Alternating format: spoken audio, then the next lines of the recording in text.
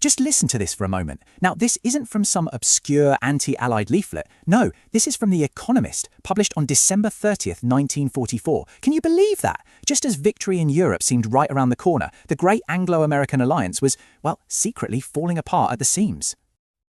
So today, we're travelling back to 1945, but we're doing it in a very specific way. We're leaving all our hindsight at the door. We're going to experience this incredible year as it actually happened, through the eyes of journalists who were right there on the ground. And what they saw, what they wrote about, wasn't some simple story of triumph. It was a year of victory, absolutely, but one that was just riddled with profound anxiety. We've broken this down into 4 parts. First, we'll look at the deep cracks that were forming in the Allied coalition. Then, we'll witness the final violent collapse of the Third Reich. After that, we'll walk through the ruins of a defeated Germany. And finally, we'll watch as the victors try to build a new world, even as they were already starting to drift apart themselves. Right, so let's get into it. The year 1945 did not open with some big confident celebration. Far from it. It actually began with frustration, a stalemate on the battlefield, and a surprising amount of bickering behind the scenes. That quote we started with, it came from this very issue. The editors said there was a need for some very plain speaking to act as a safety valve. The relationship wasn't just a bit strained, it was hitting a breaking point over what to do in Greece, in Poland, and a dozen other simmering arguments.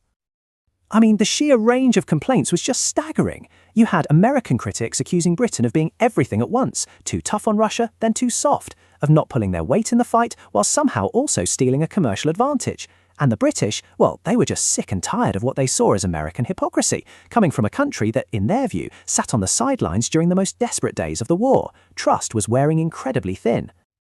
And all this political gloominess, it was perfectly mirrored on the battlefield. The new year kicked off not with a final glorious charge, but with a real sense of disappointment. You see, after the breakout from Normandy, pretty much everyone hoped the war would be over by Christmas 44, but the advance just stalled. The German army, which had looked like it was about to completely collapse, had somehow managed to stabilise the front and even launch a huge counterattack in the Ardennes. The Allies were well and truly stuck. And The Economist made this absolutely crucial point. The Allies were actually accidentally helping the enemy. Their political squabbling gave the Nazis hope that the whole coalition might just fall apart. And because the Allies hadn't laid out any clear peace terms, it let Goebbels convince the German people that surrender meant total annihilation. It gave them the most compelling reason to fight on, just to survive. But then, in the spring, everything changed. The deadlock didn't just break, it was utterly shattered in one of the fastest, most violent military collapses in all of history. The speed of it all was just breathtaking. I mean, look at this. On March 7th, the first Allied troops get across the Rhine. By the beginning of April, Allied tanks are just pouring across the German plains. And by the first week of May, it was all over. An entire nation had been overrun in less than 2 months. And the crossing of the Rhine, that was the moment. That was the game changer. It was Germany's last great natural defence. Once the Allies were across, the German military machine just disintegrated. There was nothing left to stop the tide. As May began, the end of the regime was brutally, horribly clear. Mussolini had been executed by partisans, and Hitler, according to reports out of Hamburg, was dead. And this was no heroic Wagnerian last stand. No, the Nazi leadership just dissolved in a frenzy of score-settling, suicides and desperate attempts to flee. As the magazine put it, it was a gangster's end. Total, squalid and pathetic. So, victory was achieved. The war in Europe was finally over, but that moment of triumph was immediately followed by a chilling, confusing and brand new reality. The fighting had stopped, sure, but what was left in its place? Well, the answer was a void, a human catastrophe on a scale that's almost impossible to wrap your head around. To try and understand this, let's follow a special correspondent for The Economist who travelled into Bavaria in June 1945, just a few weeks after the surrender. He described the journey as being like something out of a dream. This right here is the heart of what he saw. German society hadn't just been defeated, it had effectively ceased to exist. The entire nation had dissolved into millions of isolated individuals, each one just consumed by their own private fears and worries. There was no Germany left, only Germans.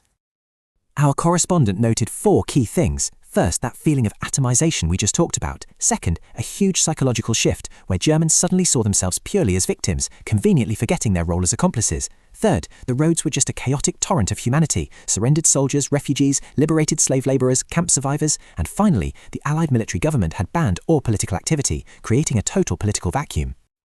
And it was into this vacuum that the victors now had to step, facing the enormous task of building a new world order, all while their own alliance was visibly cracking. So, in July, you have the big three leaders meeting at Potsdam just outside the ruins of Berlin. They were no longer just war leaders, now they were the architects of the peace, and their blueprints for the future couldn't have been more different. This is how The Economist framed the central conflict that was about to define the next 50 years. On one side, America, representing the completely unplanned society. On the other, the Soviet Union, the completely planned.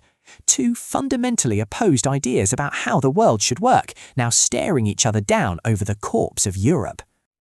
And then, right in the middle of the Potsdam Conference, a political bombshell drops.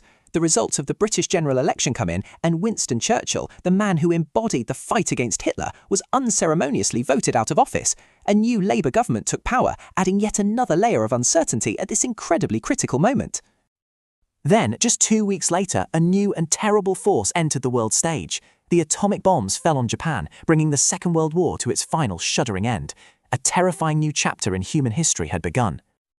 The war was won, but that victory, delivered by a weapon of unthinkable power, didn't bring peace of mind. It ushered in a whole new age of anxiety, a new set of fears for a world that had only just survived the old ones.